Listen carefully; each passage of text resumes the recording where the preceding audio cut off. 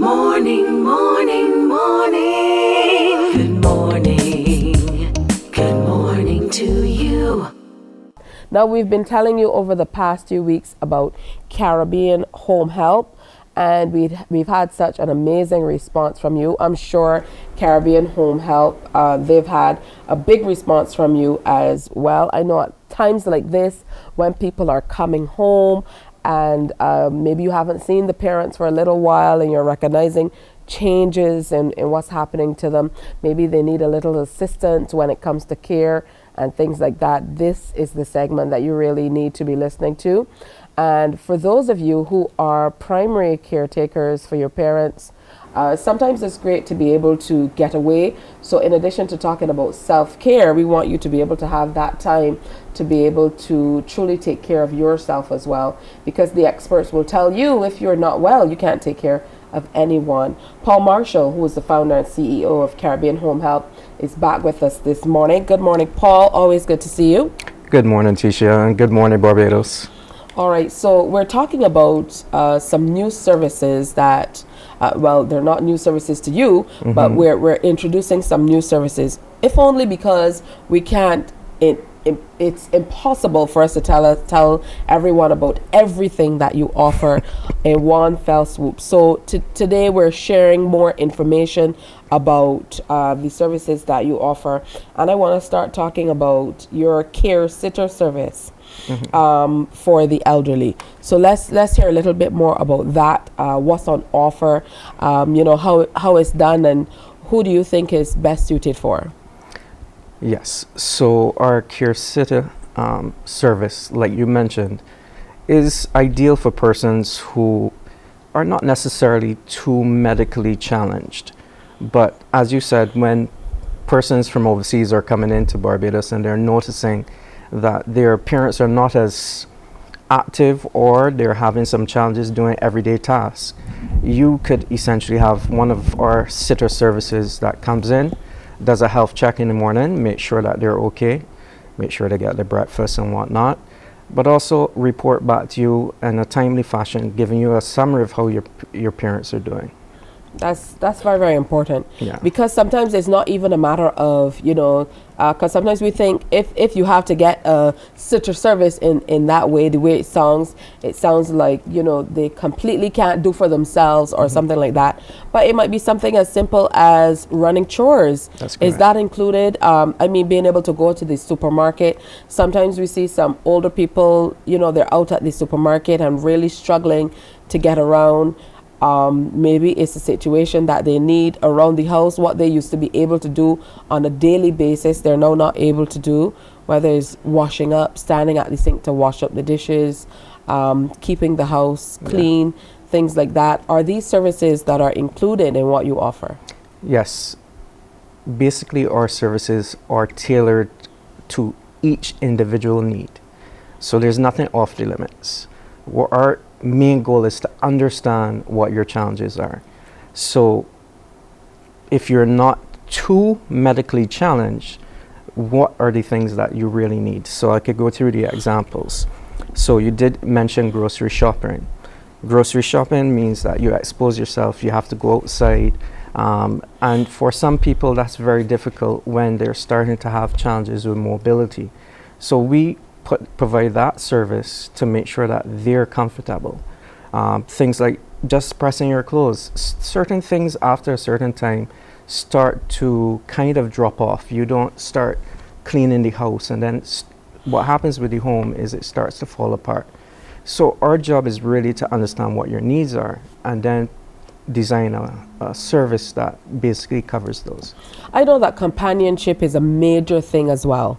So at this time, you might have a caregiver who wants to be able to just go out for an evening to a function with friends, maybe a work thing, and they don't necessarily want to leave the elderly parent or relative at the house by themselves. Is this a service that you offer as well? Yes, we do. And as you mentioned, a lot of people who provide caregiving service get to a point of burnout. And that's a serious thing because it impacts both their mental health and their physical health. So they do need a break, and we provide that. It could be an emergency sometimes as well, when maybe you have a caregiver that is unable to make it. You can call our hotline, or our call center, and our agents will spring into action and try to help you out in any situation. I know for a lot of relatives taking care of elderly relatives, and we hear this a lot from the officials from the pharmacies or from the Pharmacists Association. Medication. A lot of them forget to take their meds and things like that. So obviously, if you have someone who is there, they're able to follow whatever schedule, give them the necessary meds, be able to keep their company a lot of the times and see what's happening. What I really love about your service is the level of emergency care that you offer as well. So talk to us about that. Okay, so I'll talk about the medication reminders. So our patient safety teams, which are registered nurses, they work with regards to putting out that medication. We always recommend you have a pill box, and we put out that medication for the entire week. And then in some cases where you have just companion care, those caregivers will do the reminders, make sure you take your medication. But there are certain circumstances when we may encounter an emergency, and we basically manage that emergency all the way to getting that individual to the hospital.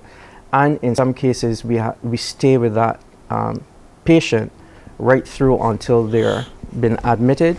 And in some cases, if we're allowed, we will actually provide sitter service in the QEH.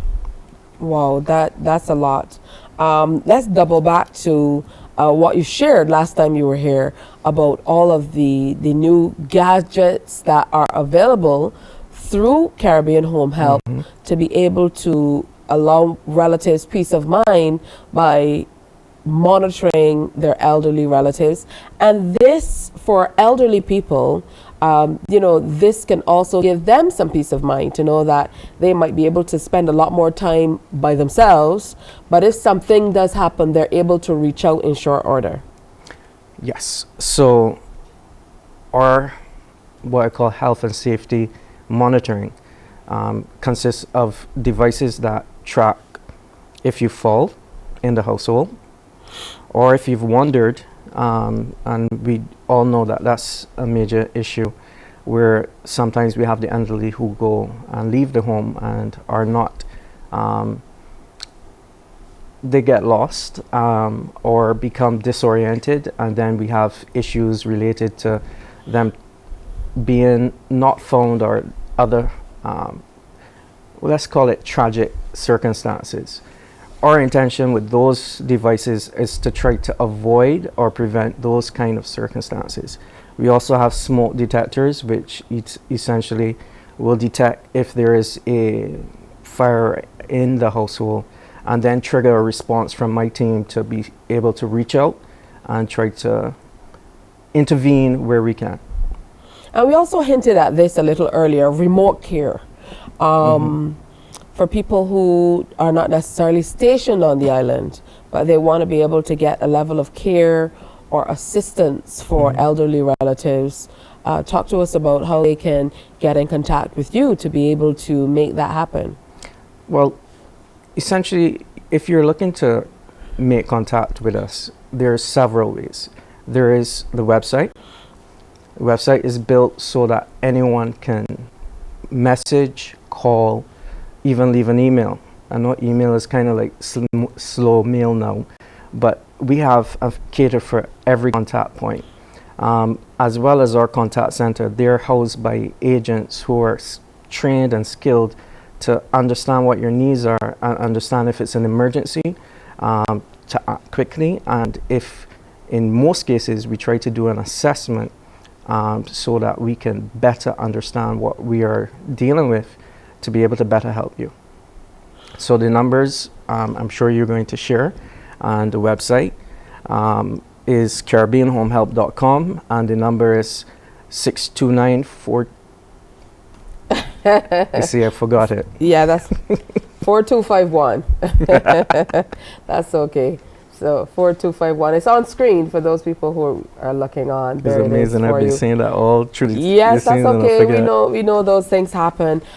It's also important that people are able to have services tailored Yes. to their needs. So I was happy to hear that through your call center, there are people who are able to deal with you in a compassionate way, because these days, a phone call can make such a difference.